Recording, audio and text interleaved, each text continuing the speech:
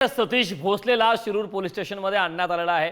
सतीश भोसले याला खरं तर प्रयागराजमधून आधी अटक करण्यात आली, त्यानंतर आता मुंबई मार्गे अखेर सतीश भोसलेला शिरूर पोलीस स्टेशनमध्ये आणण्यात आलेला आहे।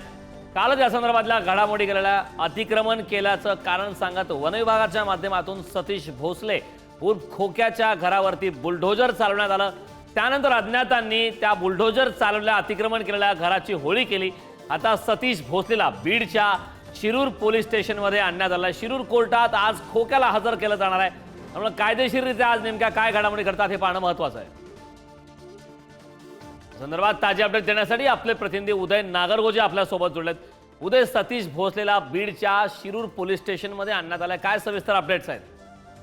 नक्कीच, कारण आपण जर बघितलं तर उत्तर प्रदेशमध्ये प्रयागराज येथे सतीश भोसलेला ताब्यात घेण्यात आलं होतं। त्यानंतर बीडच्या पथकाने त्या ठिकाणी पोहोचत त्याचा ताबा घेतला आणि ट्रान्झिट रिमांड घेत न्यायालयाकडून 48 तासाचं ट्रान्झिट रिमांड घेत बीडकडे निघाले होते। आज सकाळी संभाजीनगर येथे पोहोचल्यानंतर तेथून आता बाय रोड शिरूर येथे पोहोचले आहेत हे पथक आणि आता सतीश भोसलेला थोड्याच वेळापूर्वी शिरूर पोलीस ठाण्यात हजर करण्यात आला आहे। या ठिकाणी आता जी अटकेची प्रक्रिया आहे ती पूर्ण केली जाईल आणि यानंतर त्याची वैद्यकीय तपासणी देखील केली जाईल आणि त्यानंतर जे दाखल गुन्हे आहेत सतीश भोसलेवर 3 गुन्हे दाखल आहेत आणि त्या गुन्ह्याच्या संदर्भात न्यायालयामध्ये कागदपत्र सादर केली जातील आणि त्याची पोलीस कोठडी मागितली जाईल, अशी एकंदर ही प्रक्रिया राहणार आहे। आपण पाहू शकतो गेल्या 5 ते 6 दिवसापासून सतीश भोसले हा पोलिसांना गुंगारा देत होता, पोलिसांना मिळून येत नव्हता, परंतु यानंतर पोलिसांनी अतिशय गतीने कारवाई करत सतीश भोसलेला उत्तर प्रदेशमध्ये अटक करण्यात यश मिळालं होतं। उत्तर प्रदेश पोलिसांची यासाठी मदत झाली होती। आता सतीश भोसलेवर शिरूर पोलीस ठाण्यामध्ये 3 गुन्हे दाखल आहेत। याबरोबरच वन विभागाने देखील 2 गुन्हे दाखल केले, ज्यामध्ये